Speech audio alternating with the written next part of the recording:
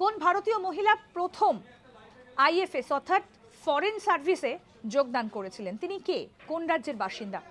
আসুন এই বিষয় সম্পর্কে আপনাদেরকে জানাই। তিনি হচ্ছেন সিবি মুথাম্মা। তিনি প্রথম ভারতীয় সিভিল সার্ভিসে উত্তীর্ণ হন। এছাড়াও তিনি হচ্ছেন ভারতীয় ফরেন সার্ভিসে যোগদানকারী প্রথম মহিলা। ইনি হচ্ছেন সিবি মুথাম্মা। এবার আপনাদের বলি ইনি কোন রাজ্যের বাসিন্দা। 24শে জানুয়ারি 1924 সালে বিজয়পেটে জন্মগ্রহণ করেছিলেন, অর্থাৎ কর্ণাটকের বিজয়পেটে জন্মগ্রহণ করেছিলেন সিবি মুথাম্মা, এবং তার মৃত্যু হয় 14ই অক্টোবর 2009 সালে বেঙ্গালোরে 85 বছর বয়সে। আর এই সিবি মুথাম্মাই প্রথম ভারতীয় আইএফএসে যোগদানকারী, অর্থাৎ ইন্ডিয়ান ফরেন সার্ভিসে তিনি যোগদান করেছিলেন, এবং তিনিই হচ্ছেন প্রথম ভারতীয় মহিলা যিনি ভারতীয় সিভিল সার্ভিসে উত্তীর্ণ হয়েছিলেন।